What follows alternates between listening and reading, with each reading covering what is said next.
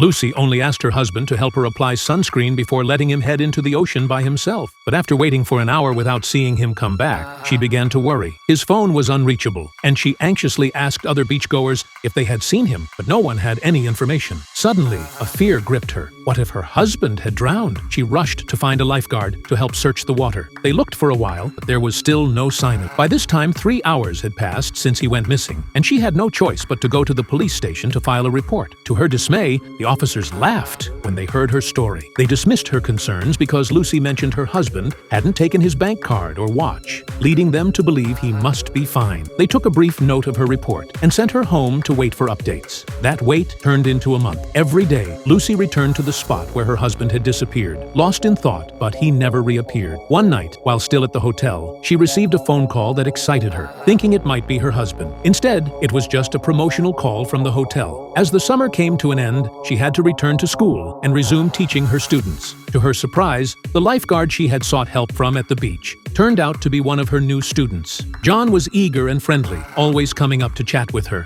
Lucy quickly realized he was trying to express his feelings for her, so she firmly rejected his advances, believing wholeheartedly that her husband was still alive. Then one evening, while organizing her husband's computer, she stumbled upon a video from a company annual meeting. A woman in a red dress suddenly appeared on screen, looking unusually close to her husband. Lucy had never seen this woman before, and it seemed they were whispering to each other in a corner. The next day, Lucy brought the video to her best friend, who had also attended the party. However, her friend didn't remember much about the woman, only that she had driven Lucy's husband to the event. She hadn't noticed any signs of intimacy between them, so she hadn't thought to mention it to Lucy. What puzzled Lucy even more was that her husband's bank account showed he had transferred all their money just days before he went missing, including their joint assets. This sudden change in finances plunged Lucy into a difficult situation. In the midst of these troubling times, Lucy received a call from the police. They had recovered a body in the ocean near where her husband had vanished and needed her to come to the station to confirm the identity.